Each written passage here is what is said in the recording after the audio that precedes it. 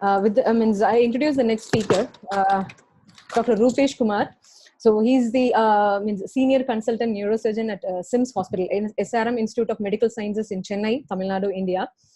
He was the one who started the neurosurgery department in the JIPMER, the famous institute in India, JIPMER, and he has trained many residents. I am also one among them, and I'm happy to say that. And actually, he was the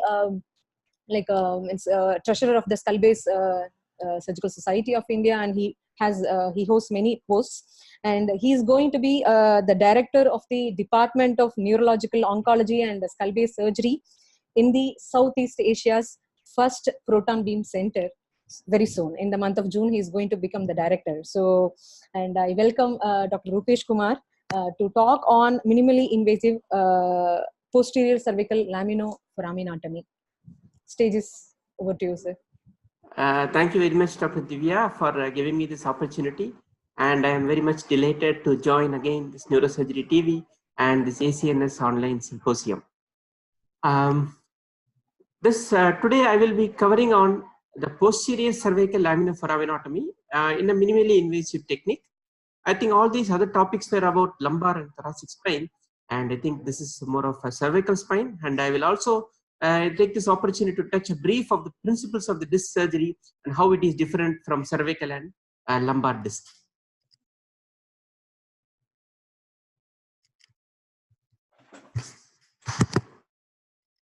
So if you see the prevalence of cervical disc disease or cervical spine, the 36% of all spinal intermittent disc prolapse, and 50 to 60% of adults experience some amount of neck pain and arm pain in their lifetime.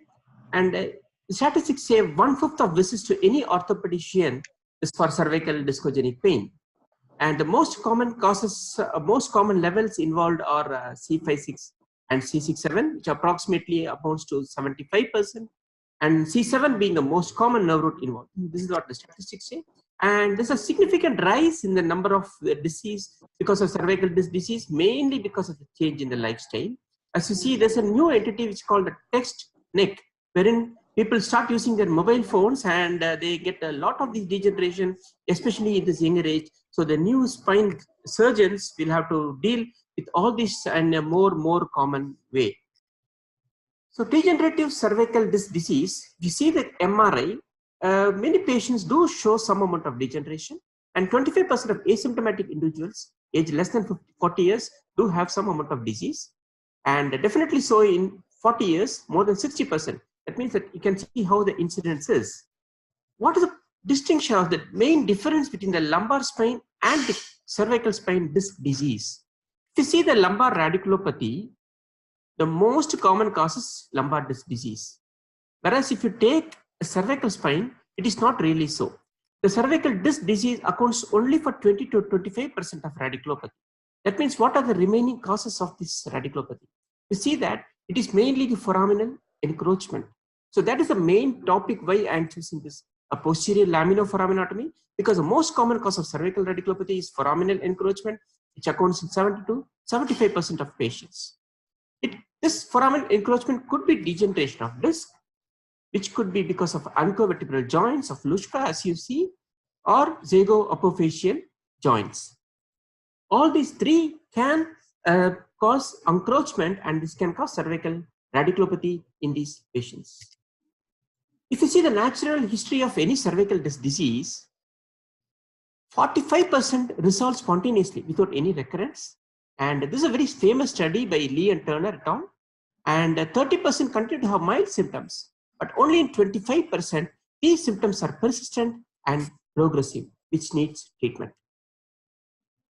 We have a lot of approaches, and the main standard approach for all the cervical disc diseases, the common called ACDF, otherwise called the anterior cervical discectomy and fusion. So it goes equal and equal, and there's a standard procedure which is done in most parts of the countries, elsewhere and in the world for this disease. But this is something in contrast to lumbar, where we approach it primarily posteriorly. So why not we do that in the cervical spine? It's not possible because we have a cord there, so we cannot retract the cord unlike the lumbar thecal sac. But then we need to address the cervical disc not in the center, the paramedian, it is the foramen. And that is the rationale of this posterior cervical laminoforaminotomy. You see that these are the various types of disc prolapse in the cervical disc. You can see it can be protruded, it can be preligamentous, it can be sequestrated, it can be intradural, intraforaminal, and extraforaminal. You see this A, B, C, D, E, and F. So which cases are more suitable for anterior approach? If you say a protruded disc, as you see in picture A and picture B, I think these are the ideal cases for anterior cervical discectomy. Even if you take C, it can be done, whereas D is absolutely by anterior cervical discectomy.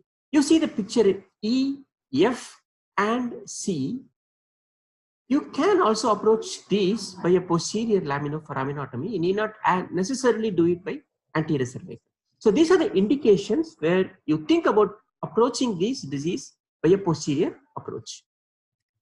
Let us see some examples of MRI. You see here, the first picture, it is a central disc prolapse. It has to be approached by anterior. There is no doubt about that.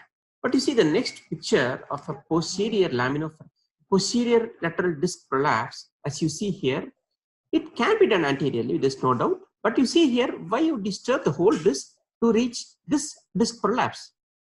The rationale is, if you can approach this by posterior, you need not disturb the normal disc. You can just remove the disc which is protruded, because ultimately the symptoms are radiculopathy and you need to remove the symptoms of the patient. So there's a good case for doing a posterior approach in these type of posterolateral disc prolapse without disturbing the normal cervical disc, and thereby I'll come to you the advantages of this approach.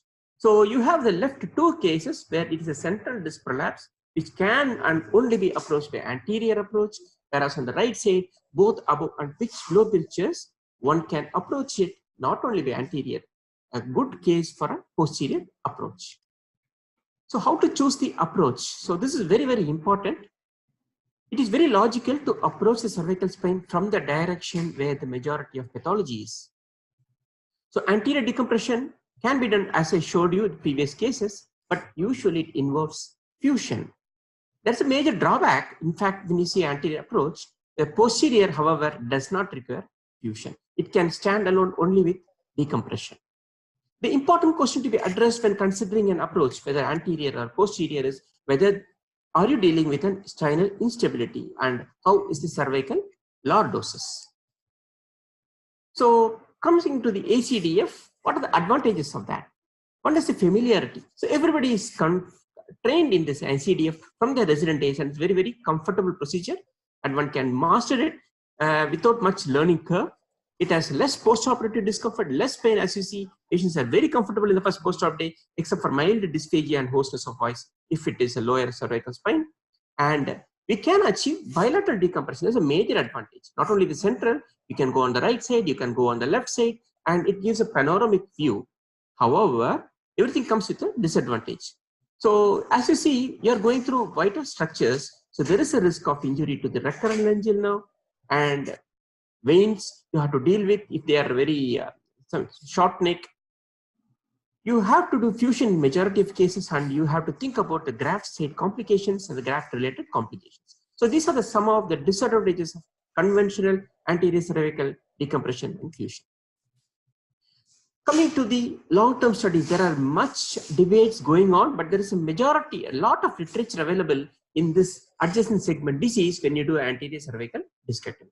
So when there are studies which shows that up to 2.9% per year per level, the first 10 years, there can be risk of degeneration. Example, you do a C5-6 disc prolapse, discectomy and fusion, the C4-5 above or C6-7 below has a very high risk of developing a degeneration, and 92% of patients over a mean period of 8.6 years need treatment for this type of disc degeneration.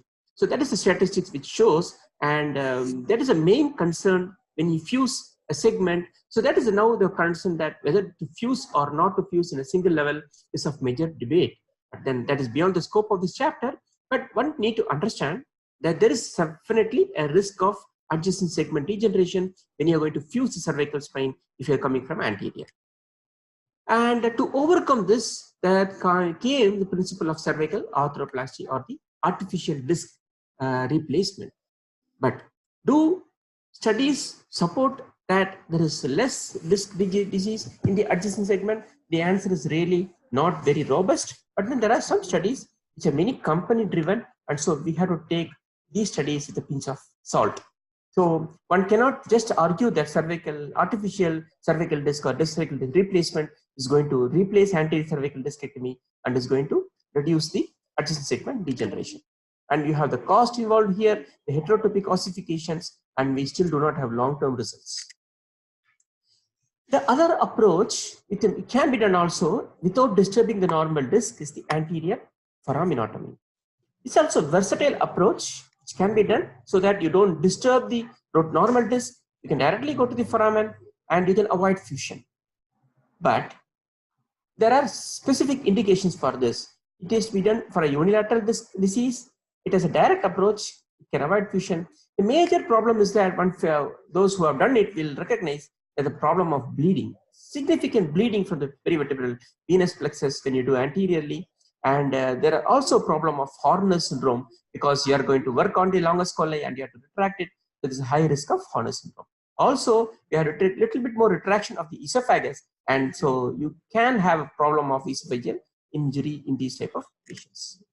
So coming to the main topic of today, posterior foraminotomy. So which patients you select this and what are the advantages, we are going to see in the next few slides. So 1/3 of patients with cervical radiculopathy, you can go for a posterior foraminotomy. It's very appropriate for unilateral radiculopathy caused by lateral or foraminal stenosis, as I told you earlier. It allows decompression of the nerve root. You're going to see the best approach to see a nerve root and the decompress is posterior foraminotomy. You can see the roots in the anterior discectomy, but you see much more better when you approach it from behind, as I told you.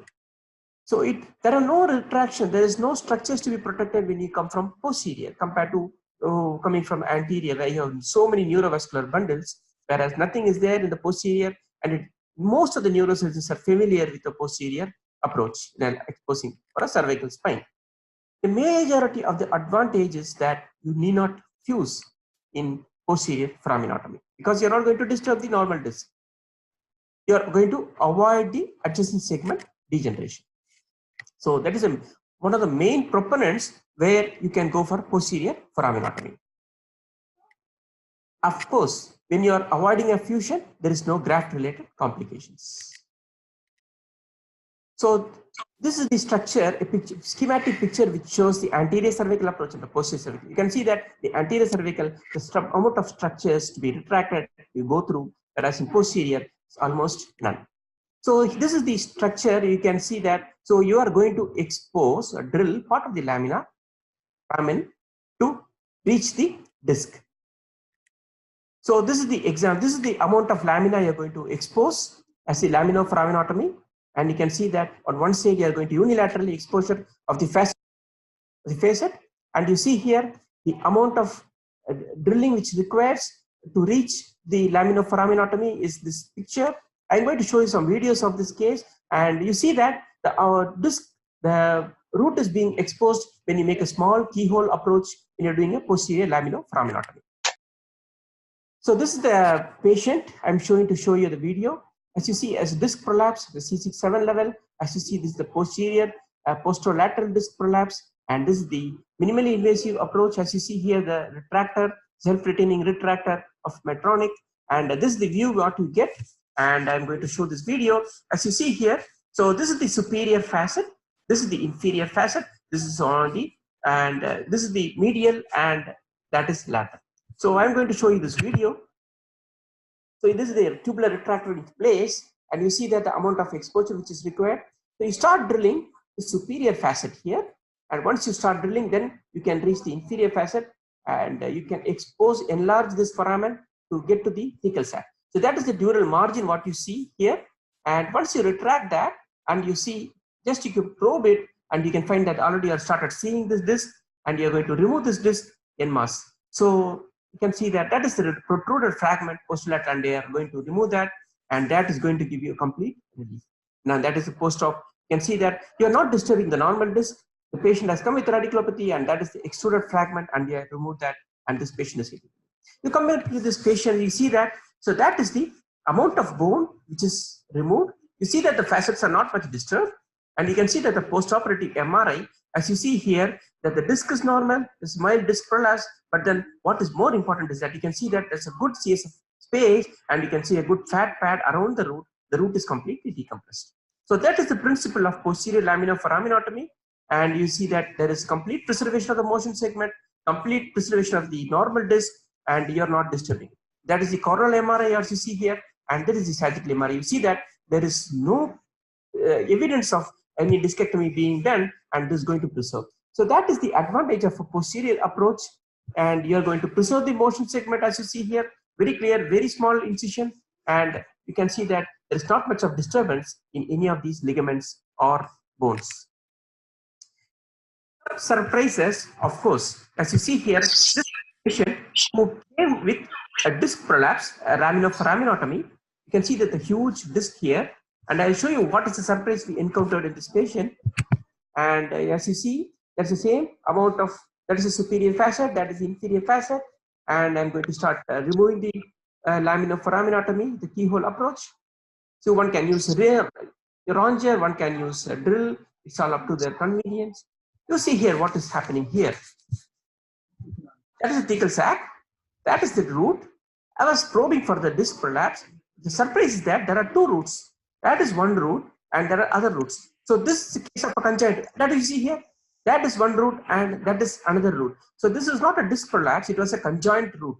So this is an absolute surprise for us, and you see that the disc was normal in this patient. So normally we encounter these type of conjoint roots in posterior lumbar approach, whereas in cervical, usually the incidence we do not know, but there are only two reports of these conjoint root in cervical spine. As you see here, is it really that uncommon? It's not really, because most of the time we approach these patients from anterior approach, and unless we do these cases posteriorly, we can totally miss this identity. So this type of is an absolute indication for posterior foraminotomy. You need not even disturb the disc. The treatment for a conjoint root is just to do laminoforaminotomy, give space for the root. The patient gets relieved by for the radiculopathy. So these are some of the surprises what you encounter when you do these type of approaches. And going ahead, you can extrapolate this approach for a disc, a small tumors, nerve sheath tumors, which can arise in this location. As you see here, this is quite a big schwannoma, which is causing. So, but one can do with a minimally invasive approach using a laparoscopy. So, as you see here, this is the patient position, prone position. You mark with the probe, see under fluoroscopic guidance, you put the retractor here, and I'm going to show you the video of how to remove that. You can see that the small hole here as minimally invasive foraminotomy. So that is a retractor system. It's slightly different from what is doing for the disc. This is slightly bigger aperture, but that is a lower holding rod which goes to the table and which connects to the table, as you see here. So now let us go for the video. Same amount of bone is removed, and you drill the bone over there. Already the lamina is very thinned out, so the bone work becomes easier. And once you remove the bone, you already start seeing the tumor there. I'm sorry for this figure. And you see that is a tumor there, and you can see that gentle rocking movements, the whole tumor, that is the arachnoid which is pulsating, bulging. So the whole tumor gets removed, and the pulsating arachnoid, and then you put some surgicel and then glue, and then this you repair the defect. So this is very small incision here, and you can see almost 2.5 centimeters incision, and you can do wonderfully these type of approaches. You can see that you are not disturbed much of the normal sagittal balance, and there's an entire tumor of 2.5 centimeters is removed with this minimally invasive technique. So these are some of the extrapolations of this technique. Now coming to the disadvantages. You cannot do this type of approach for all the disc prolapse. So the indication is very, very limited, and you can see that the corridor is also very limited. The major disadvantage what I have encountered in practice is that these patients continue to have some amount of neck pain, probably because you do some periosteal detachment of muscles from the bony structures. But then it's self-limiting, and usually it all resolves by 4 to 6 weeks. And if you remove more than 50% of facet, or bilaterally if you want to do that, then it can result potentially in some instability, and sometimes patients may develop a kyphosis. C4-5 disc prolapse is a very narrow space, and it's quite challenging for a C4-5, but I have done many cases C4-5 also. Once you start doing that, you will not face this problem. And if you are careless, CSF leak, dural hematoma. So these are the remote complications, but one has to be listed in this technique. Your alternative approaches are these technique called inclinatory foraminotomy, where only do foraminotomy, do not disturb the disc. And this has been widely now accepted, and many papers are now supporting this. The other is the laser-assisted posterior cervical foraminotomy with the less bleeding risk and less dural. Coming to the adjacent segment degeneration, if you see laminar foraminotomy, the risk is very, very less, as you see here, compared to what you do see in anterior cervical foraminotomy. And same segment disease, the same segment disease, the risk rate is less in these patients. And so these are very good robust evidence which is available in the literature, and the reoperation rate is less than 3% when you do posterior cervical foraminotomy. So what you are interested is whether these patients, how many percentage of patients who subsequently underwent anterior cervical discectomy the same level after the posterior cervical foraminotomy. So there is no significant difference at 2-year reoperation rate. That means that the patients need not go a separate second procedure, and posterior cervical laminar foraminotomy is self-sufficient in relieving the symptoms in these patients. So to conclude, posterior cervical laminar foraminotomy is a very good technique in appropriately selected patients, and they have better long-term outcome, and it is truly minimally invasive. It is cost effective because there is no graft and there is no implant required, and it can be prepared to other major procedures like what I showed, schwannoma and other big tumors can also be removed if you start keeping doing it. And of course, you see some surprises like conjoint root if you continue to do these procedures. Thank you very much.